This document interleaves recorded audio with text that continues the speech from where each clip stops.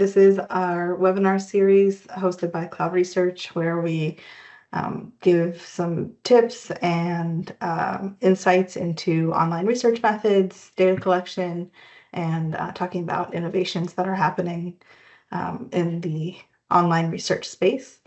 So for today's talk, we're going to be talking about our collaboration with the Siena College Research Institute and this research on the double haters that are going to determine the 2024 election.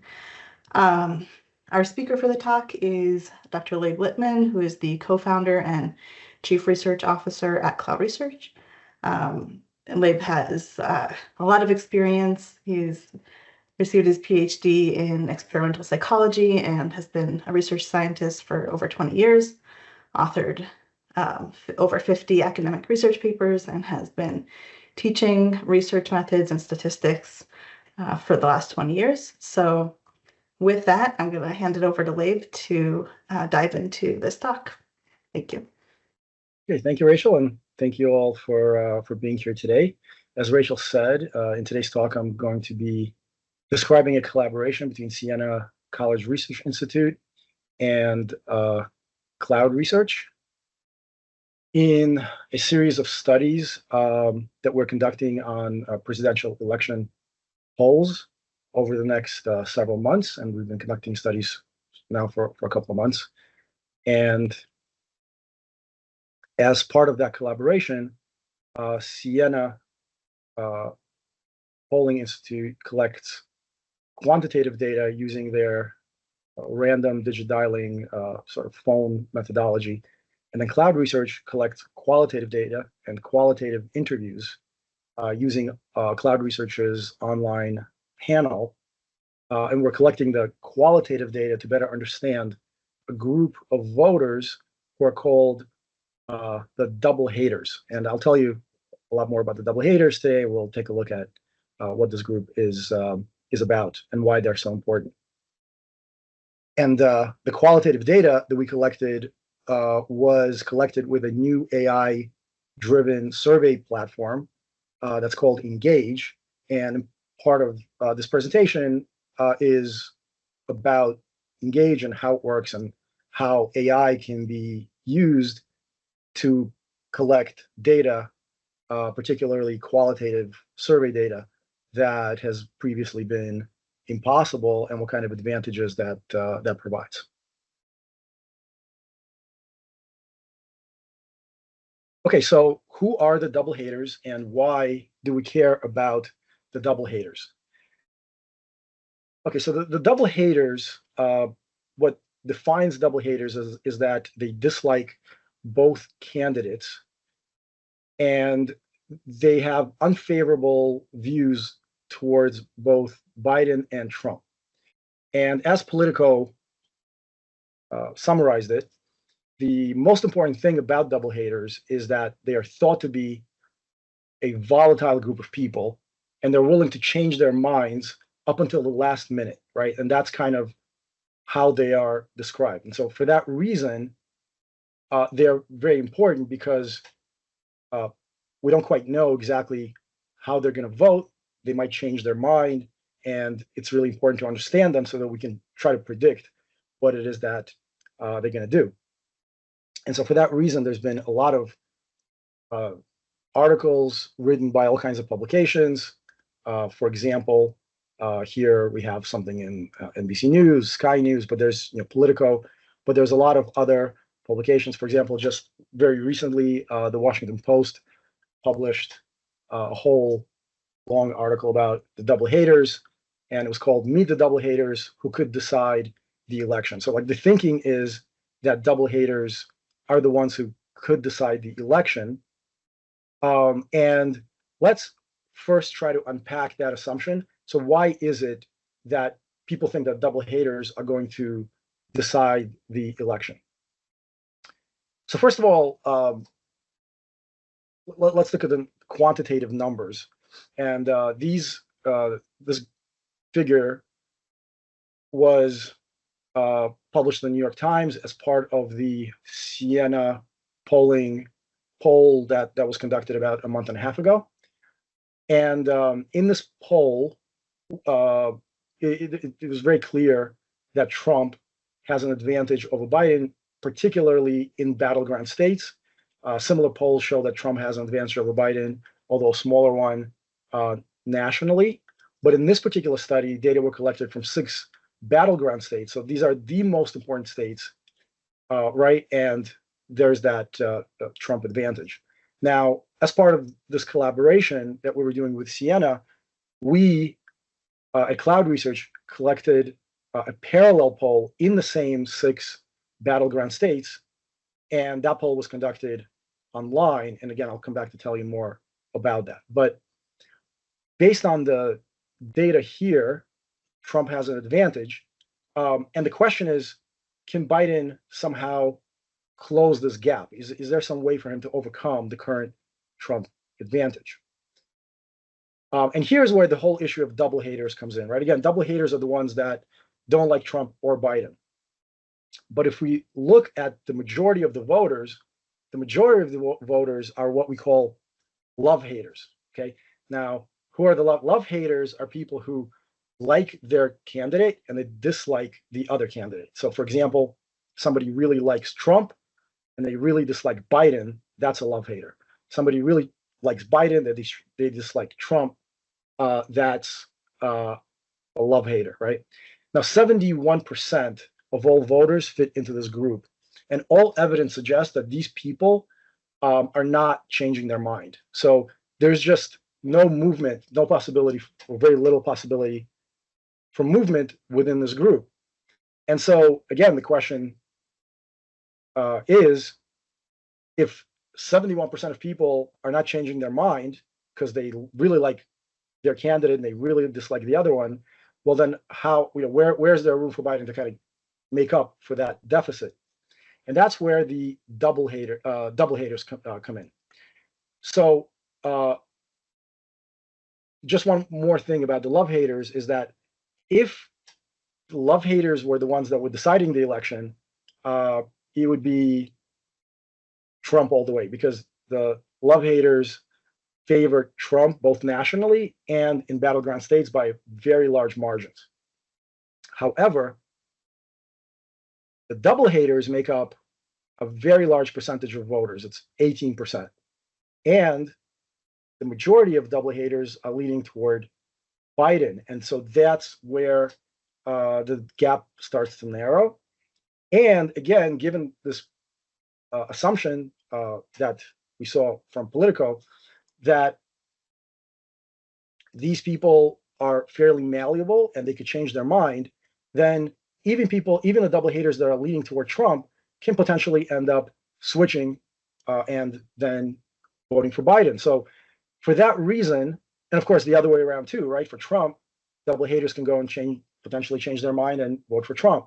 So for that reason, understanding what's really motivating these double haters and what can be done to potentially change their mind is extremely important, because this group is the group that is malleable. And so for that reason,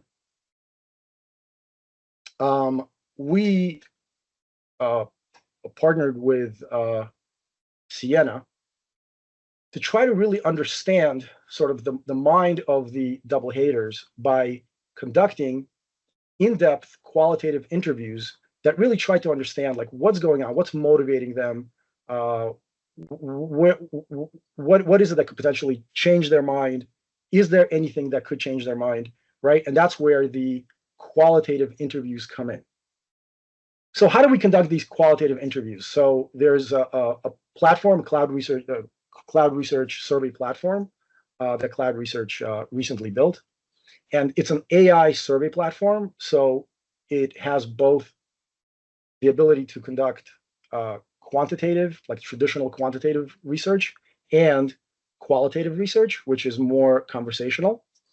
The really power of the system is that it can use AI natural conversational kind of language to have a conversation with people about pretty much any topic. And then that conversation can also be analyzed using mixed methods, data analyses, and thematic data analyses in a fraction of the time that it would take to do that using traditional methods. And it can conduct thousands of interviews in parallel. So whereas in the past, if you wanted to conduct a qualitative interview, you have to schedule them. There has to be a person present, and it could take many weeks just to interview 20 or 30 people. With Engage, thousands of interviews can be conducted in an hour, in a matter of hours, and then all those interviews could also be analyzed in a matter of hours. So it's a much more scalable system, which is what allowed us to do, for the first time, a poll with over 5,000 people in battleground states. We did it over a couple of days, collecting a lot of insights from the qualitative data using this approach, where previously that would just have been not possible. So the questions that we wanted to answer are, what do double haters who are leaning toward Trump, in other words, they tell us they're going to vote for Trump, but they really at the same time say that they don't like Trump. So what is it that they don't like about Trump? Are they open to changing their mind? What could change their mind, right? Like, these are the questions that we wanted to understand with these interviews. Same for Biden, for people who say that they're going to vote for Biden, but they really dislike Biden. What do they dislike about him? Are they open to changing their minds? What is it that could potentially make them not vote for Biden? And then the double haters who are voting for third party, same thing for them. Why are they doing that? How do they rationalize voting for a candidate if that candidate doesn't really have a chance of winning? Are they worried about a wasted vote? Things like that. So these are some of the questions that we wanted to answer through these interviews that we conducted.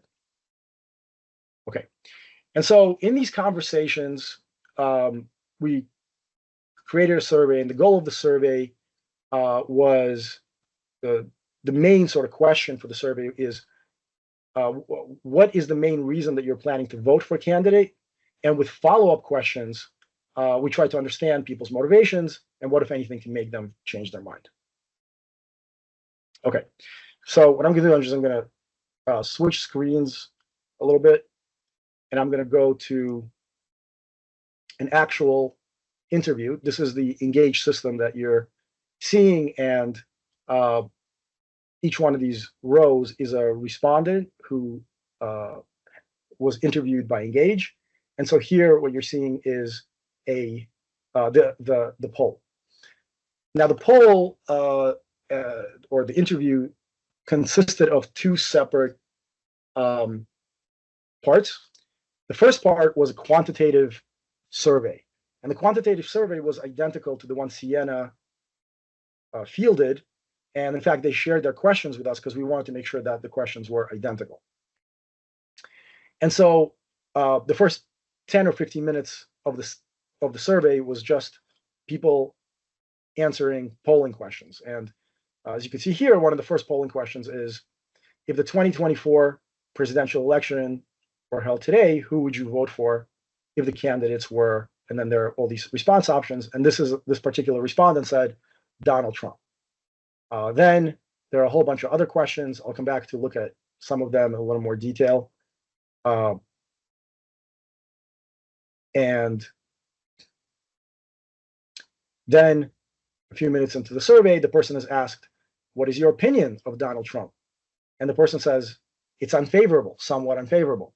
And then the next question is, well, what is your opinion of Joe Biden? And the person says, somewhat unfavorable. This is how we define a double hater: someone who has an unfavorable view toward both candidates, but at the same time, they just told us right above here, right, that they're voting for Donald Trump. So they're voting for him, but they don't like him. So what's going on? How do we understand what's making this person tick? If they don't like him, why are they voting for him? If they're voting for him, what is it about him that they don't like? And so after a whole bunch of these polling questions, the second part of the survey begins the interview. And the interview is aware of all the prior polling questions that the person answered. So the interviewer, the AI, this is the AI component, the AI interviewer knows that this person already told us that they're voting for Trump. And so the interview starts out with this question, right? You've indicated that if the election were held today, you'd vote for Donald Trump. Could you elaborate on the main reason you are leaning toward this choice?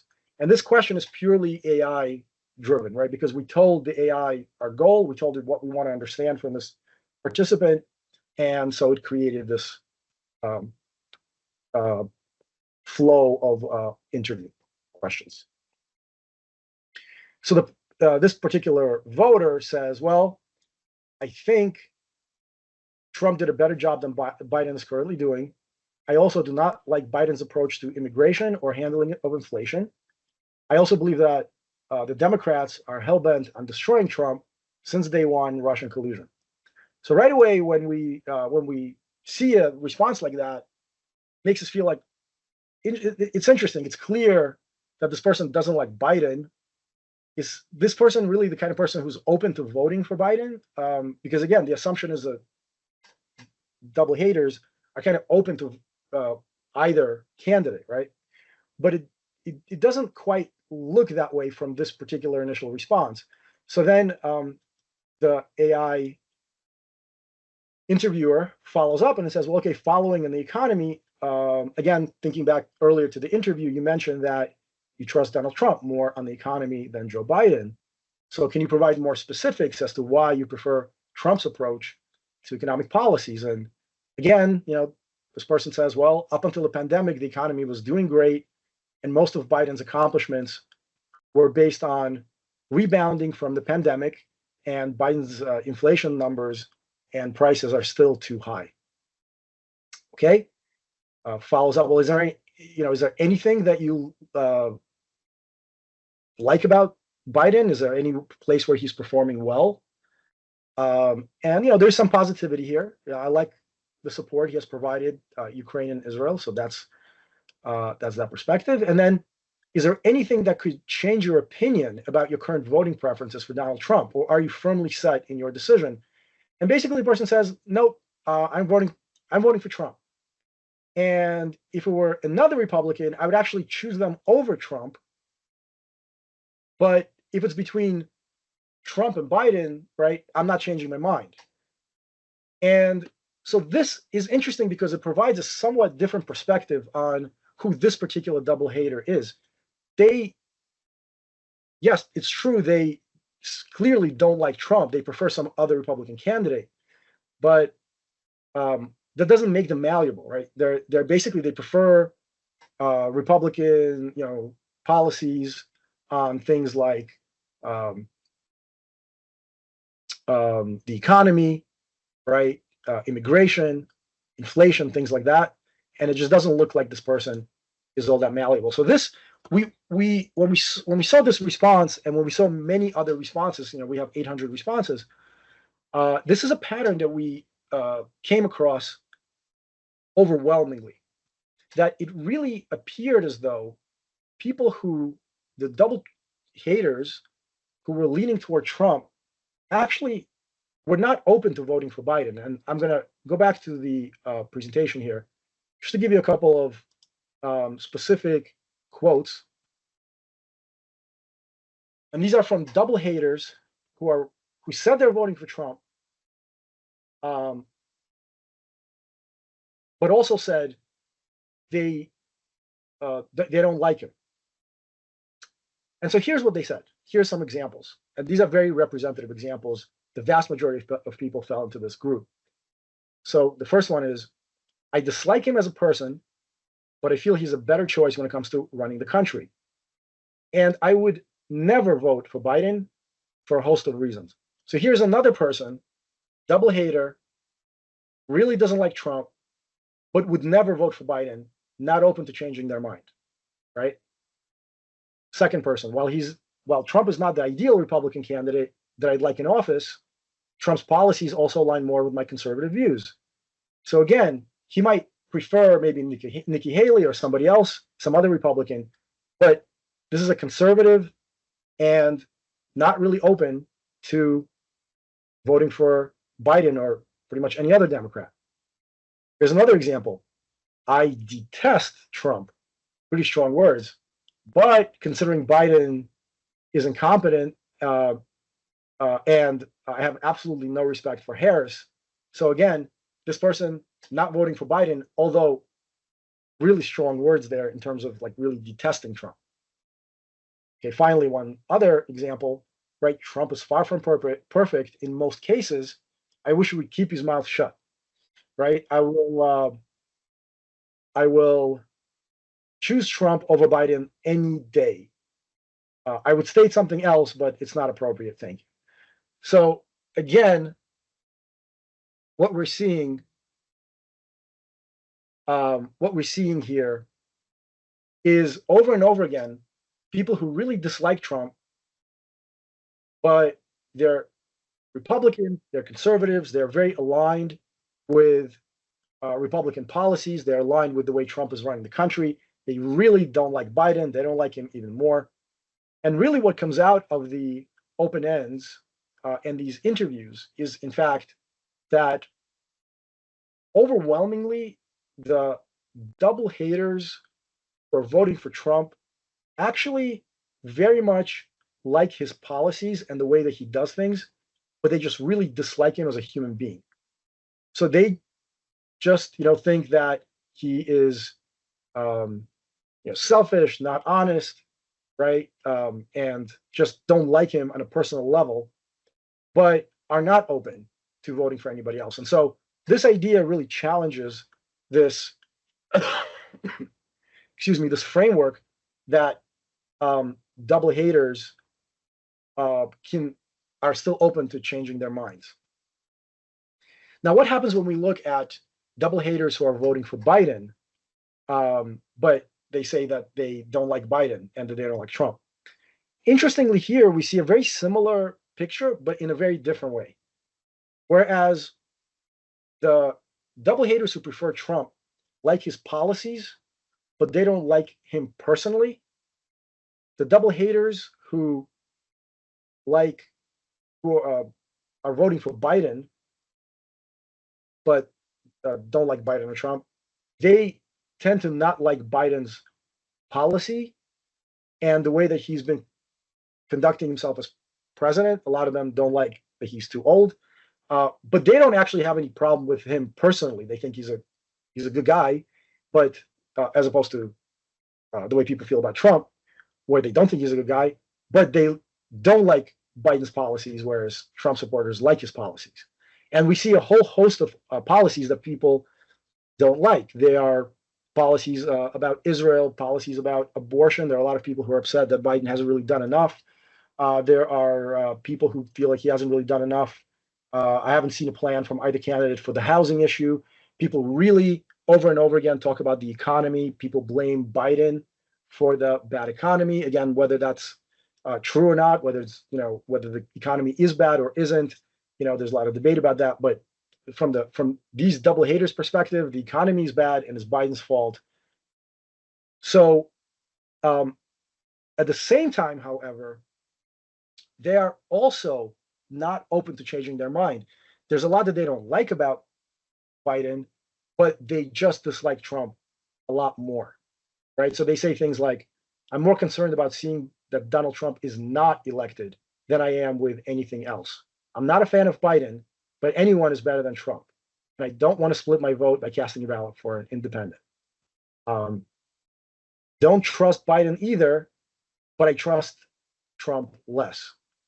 I feel like Biden is a default because there are no other good candidates, but I refuse to vote Republican. Right? Donald Trump is a lot worse. So over and over again, what we're seeing here is that the open-ended conversation, and they're also very similar for people who said that they're voting for third party. Most people who are said that they're voting for third party are also not open to voting for someone else, and we see that come out in their conversation. So like they're really dissatisfied with the two-party system, and they make that very clear. So overall, we're actually surprised by what we observed when we looked at the open-ended conversations. And that is that the qualitative conversations with double haters make it seem that actually double haters may not be as open to changing their mind as previously thought. And so this was our hypothesis that we came to through looking at the open-ended data that was somewhat surprising given the way that people were interpreting the quantitative polling data. And so we thought that we should look into this more on a quantitative level. Like, what's really going on with the double haters?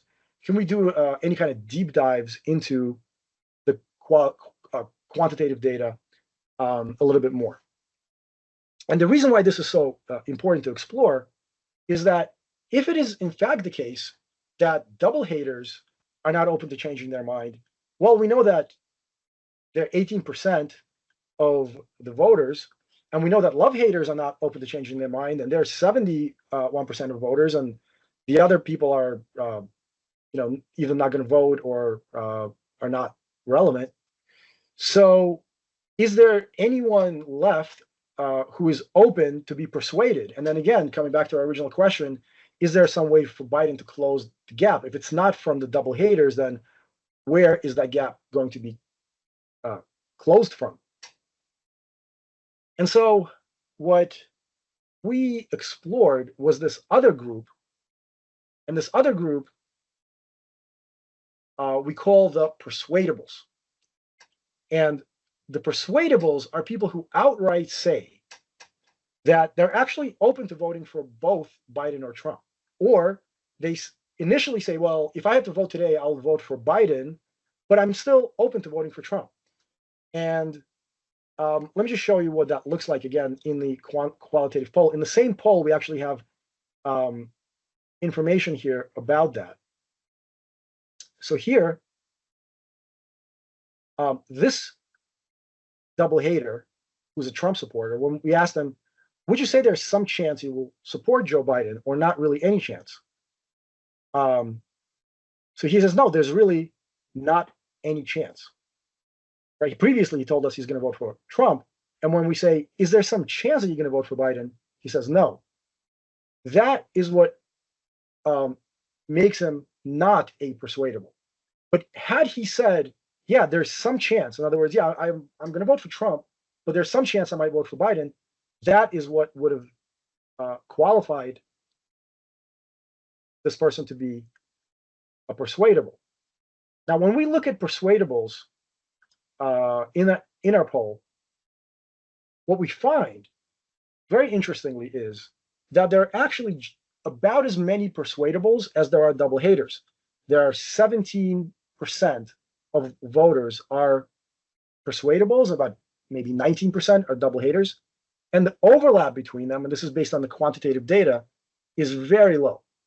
So first of all, close to 70% of double haters are not persuadable. In other words, along the lines of what I've been saying and we've been seeing in the qualitative data, when you ask him outright, are you open to voting for the other candidate? They say no. So they're just not persuadable. And persuadables, the vast majority of them are not double haters. They don't say that they dislike both candidates. They actually might like one candidate and not like the other, but they're still open to voting for both, or they might like both candidates. And so this is kind of very interesting, and it leads to this question: when it comes to polls, which one of these groups is more important? Which one of these groups is really worth focusing on? Is it the double haters or is it the persuadables? And based on the data that we have, both qualitative and quantitative, it appears that the persuadables are a lot more persuadable than the double haters. And so all the polls that are focusing on the double haters may be focusing on a group that is less optimal and gives us less information than this alternative group that exists and that is just as large and is likely more open to voting for either candidate. Now, what's the kind of the practical implication of all this? Well, the practical implication is that after some important event occurs, or just over time, which group should we follow more closely? So, for example, during the debates, right, just not too long ago, about 2 weeks ago now, um, there were a lot of polls that focused on, well, what did double haters think about the Biden's performance, Trump's performance, and again, from the perspective that they may not be so open to changing their minds, uh, maybe that's not the most optimal approach. And so, for us, having identified this group of persuadables that are potentially more important to focus on, over the next several months, what we're going to be doing is exploring how various events, political events, and other just national major events in the country and around the world, how are they influencing the persuadables? And we hope to have more webinars like this where we're going to do some deep dives based on both qualitative and quantitative data to explore how it is that the persuadables are changing over time. But just for a few more minutes before we just open it up to questions, what I want to tell you about is just an initial study that we did that kind of illustrates the point as to why all this is very important. So right after the debate, a couple hours after the debate, we actually conducted qualitative interviews with these persuadable voters, right? With these persuadables, and we asked them. We had a whole series of interviews with them. How did this debate impact you? And again, let me just close out of this, and I'll just show you what this interview looked like.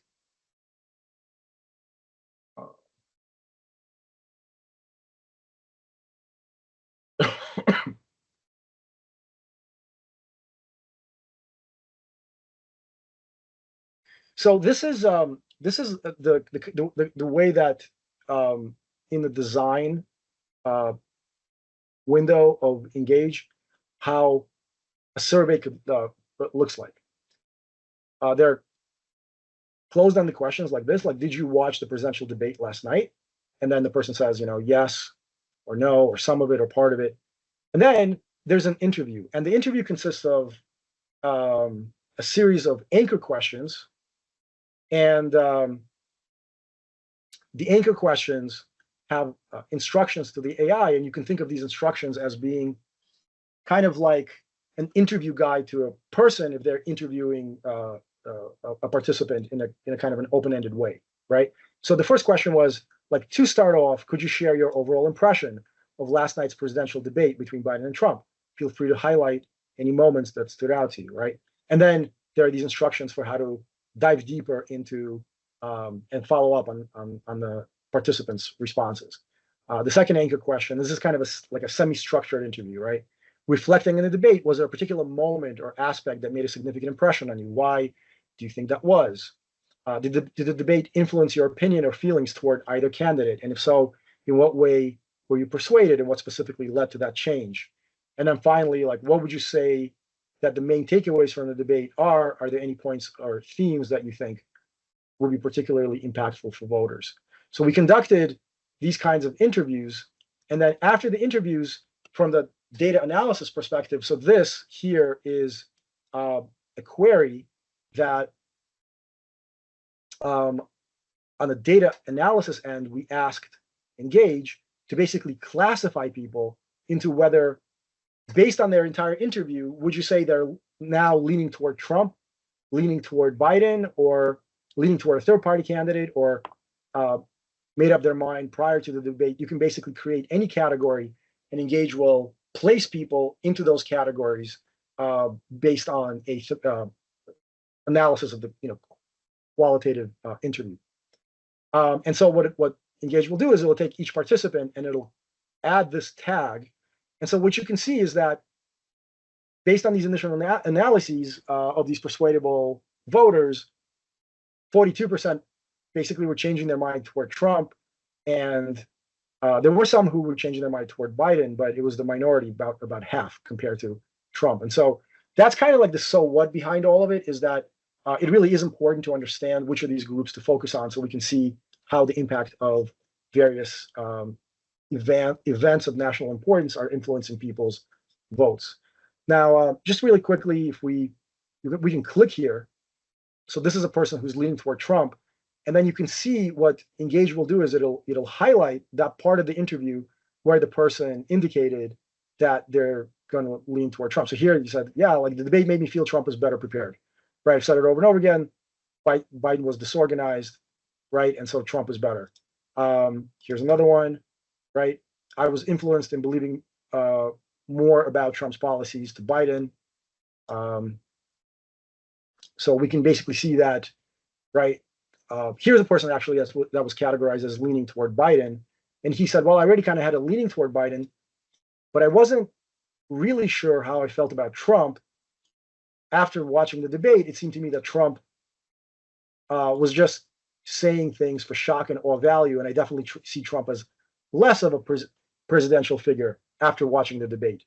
And drilling down into like, oh, what particular part of it. So like when he started saying that he was the best at everything when he was in office. So that kind of thing seems to turn off people who are persuadable and are looking for more, content and substance.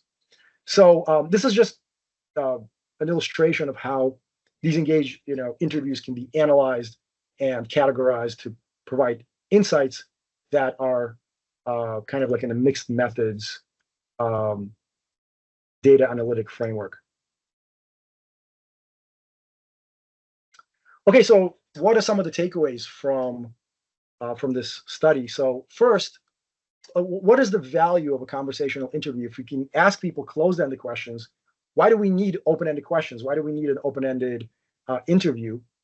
And there are many reasons, but with regard to specifically our study, the qualitative interviews helped us to uncover the deeper motivations behind why double haters are actually unlikely to change their mind. And a lot of them were very, very, passionate about what they were saying. Like, I detest Trump, but I, dislike Biden even more. That person is not going to change their mind. Like, just looking at the language that people use can really provide a lot of insights. And so what we saw here is that this kind of like prevailing way of interpreting this group of double haters and what they're about. Again, our working theory is that they may not be as open as previously thought.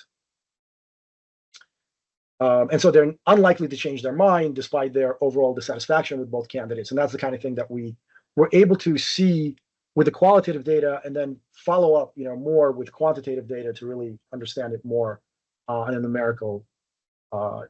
numerical way.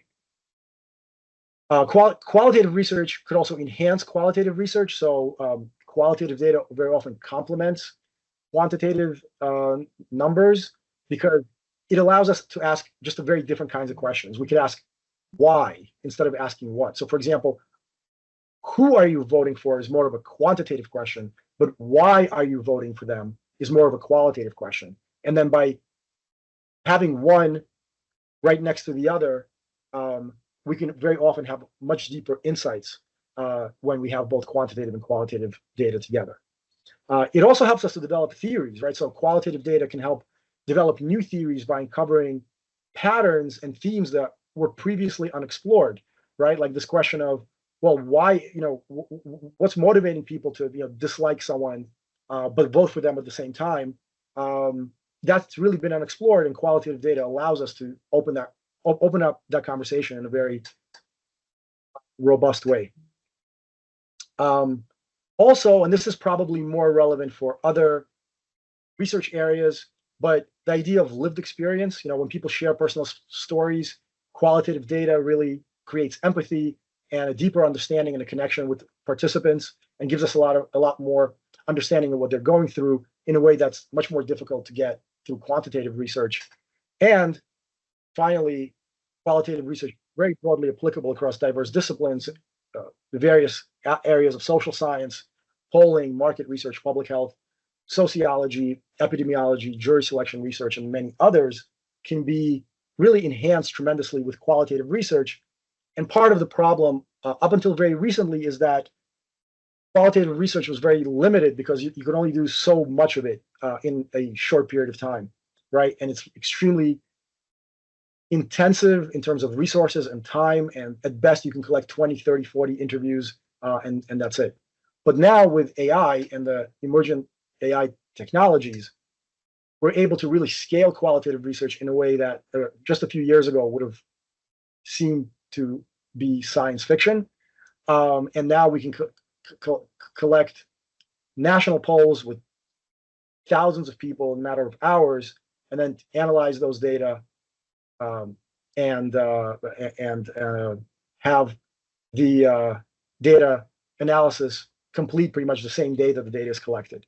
And so I think this is really a very fascinating and exciting new era for research, because I think qualitative research can really fundamentally enhance all these social science disciplines, and AI is going to make a lot of research possible that has previously not been possible. So with that, thank you for your attention. I'm very happy to take your questions.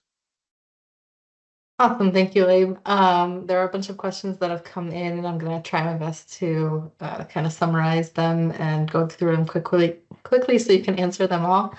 The first question a couple of people were asking about is just whether participants were informed that they're going to be talking to an AI, and kind of how much preparation did they have for that? Yes, so we always tell them. It's really up to the researcher to tell them, but I can show you here. We go back in this set of instructions. We say that, so for the next part of the survey, we're using AI to ask several questions about national politics. All responses can remain completely anonymous. So yeah, we always do tell people that they're going to be interviewed, and they don't. I mean, we've done many tens of thousands of these interviews, and people don't really need to be. It doesn't seem like people need a lot of preparation time. Also, I would just say that the interviews can be done both by typing and also by voice, so they can actually talk to the AI interviewer. And some people find that easier, so maybe that is even less. That requires preparation even less so. Yeah, so a follow-up question on that was just like, how comfortable are people disclosing information to an AI as opposed to a researcher, or just like a static interview? Do you have a sense of that? Yes, that is a very good question, and it was one of the first questions that we actually looked at, because at the end of every interview, we ask people about their experience and how comfortable they are, and would they do a study like this again. And we had actually conducted a lot of interviews where we were talking about asking people about very private questions. My wife is a health psychologist, and she focuses on women's health, and she actually teaches a health psychology class. And in this past semester, she used Engage to get the students. It wasn't health psychology; it was public health, and they've never done research before, and so she thought that this might be a great way to kind of get people engaged in research. And so they created projects about very, very private questions relating to women's health, health in general, all kinds of sexual preferences and sexual activities. And I wish I had a slide here with some of the quotes, but I do have that slide where people basically are saying over and over to us that they feel much more comfortable talking about these things with an AI than with an actual person, because with an actual person, to talk about these very personal things can be embarrassing. But with an AI, they actually felt cathartic. They actually felt like they can talk about it, and they want to talk about it. And it was like asking them these personal questions, and then they had the opportunity to really like get things off their chest and get things off their mind. And it was really fascinating. We ended up like one of the students actually ended up just like writing a report about just that piece of it. But we were really quite pleasantly surprised that we've interviewed people of all age groups. We recently did a study with several thousand people who were in their 60s, and they had no problem doing the interview as well. And yeah, I mean, people are really quite comfortable, much more so than even we may have expected. Yeah, related question is just whether there's any concern about the direction of the conversation going like wrong, or going into an awkward space, or just like the AI following up with questions that aren't necessarily relevant. So how do you mitigate against that? Yeah, thank you. That's a great question, and there are several ways. So first of all, um, you as a researcher are able to preview the survey as many times as you want, and so you can, as a first pass, like you would never, launch a study without having previewed it, several times just to make sure that it's doing what you want it to do. So that's number one. Number two, we have as part of the system, we have a way of generating synthetic responses. So for any question that you create, you can actually like just click a button, and an AI participant will start answering the questions, and then Engage will follow up with them. And so you can look at these back and forths, and in these back and forths, you will also be able to see whether it's going off and doing things that you don't want it to do. Third, we actually have something that's called a test harness. And this is a big part of our development. And a test harness is something that we have internally where we ourselves are able to create instructions for the system. This happens behind the scenes, and to tell it to never do certain things. And then the test harness allows us to create thousands of synthetic interviews, and then it automatically to tell us the percentage of fails. And so for any particular thing that we want the system to either do or not do, we have extensive data on how it's failing or how often it's failing. And we have certain thresholds where if a system is failing below that threshold, then we wouldn't we would make it public, right? So that's another part of it.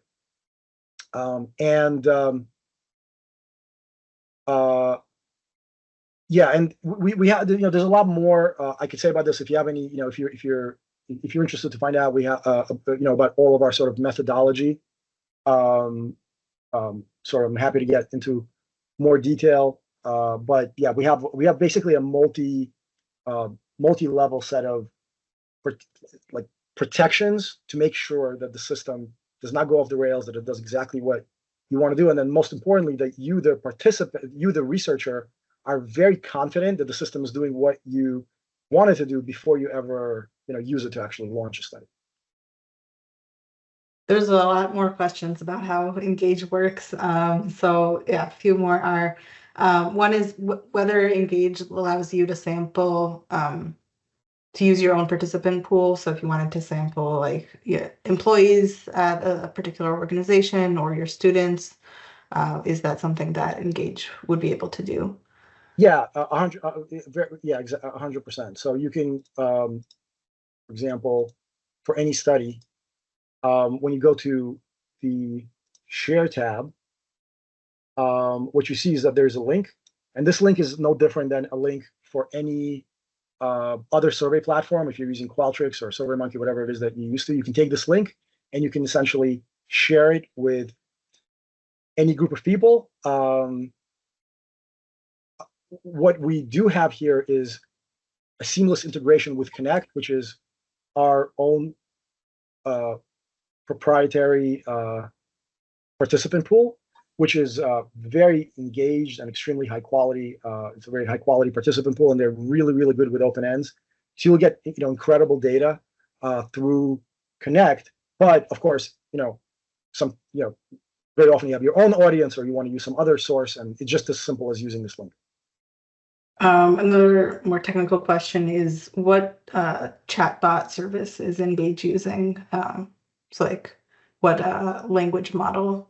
Yeah, so in terms of the language model, it's actually flexible. So it integrates with several language models, and we've built it on purpose that way because we are constantly testing which language model is performing better against our test harness. So for example, we will uh, identify a goal for the system, right? Like for example, don't ask leading questions, right? And then we'll run it through the test harness under multiple different scenarios, and then we see which one performs best. So we did build the system um, on purpose that way because these language models are constantly evolving, and even within, for example, ChatGPT, there's 4, there's 4.0, there's Turbo, there's million different ones, and they're constantly evolving, constantly coming out with new ones, and so are their competitors. And so we build a system in a flexible way for that reason. And and so I hope that answers your question. Think so. Hopefully. What else? Regarding privacy and the context awareness of the AI, how does the system make sure that participants' responses aren't seen by the maker of the chatbot? So if you're using like OpenAI as an example, and also consider the participants' prior responses in context. Yeah. So in terms of privacy, that is the number one priority for us, and that is also the number one question that people ask. So I'm glad that you brought it up because that's always the elephant in the room. So we are using an enterprise um, model, right, which has very different agreements with the end user. So like when you're using ChatGPT as an individual, the data that you provide can be used by ChatGPT to train its models and for all kinds of other reasons. But the service level agreement with the enterprise model is that they can't do that. So the data is completely private. In other words, by private meaning, I mean that it's as private as when you use any other platform. Like when you go to SurveyMonkey or Qualtrics, the data lives on their servers, and it doesn't go anywhere from there. On our system, the data lives on our system, on our servers, and it doesn't go anywhere from our servers. And in terms of our security, we have the highest level of compliance, SOC 2 and various others, if you're interested in that level of detail. But we have extremely secure certificates, and we're constantly renewing those certificates on a regular basis to be compliant with them. Yes, there was a question also specifically about IRB concerns, which I think a lot of what you just said would address, things that the IRB cares about. But is there anything else you want to add in terms of, if someone wants to get a study on Engage approved by the IRB, what are the considerations there? Yeah, so from the people who've tried to get IRB approval for Engage studies, we have not heard any major obstacles above and beyond what you would normally have from a typical IRB. So that we found very encouraging. I do think that it's going to be on an IRB by IRB level. I mean, I remember back in the old days when MTurk just came out, before anyone knew what that was in 2011. IRBs had no idea what to do with that, and people were having all kinds of barriers there. But over time, things became a lot easier, and I suspect it's probably going to be the same way here. But I do believe that all the researchers that we've spoken to who did apply for IRB approval did end up getting it.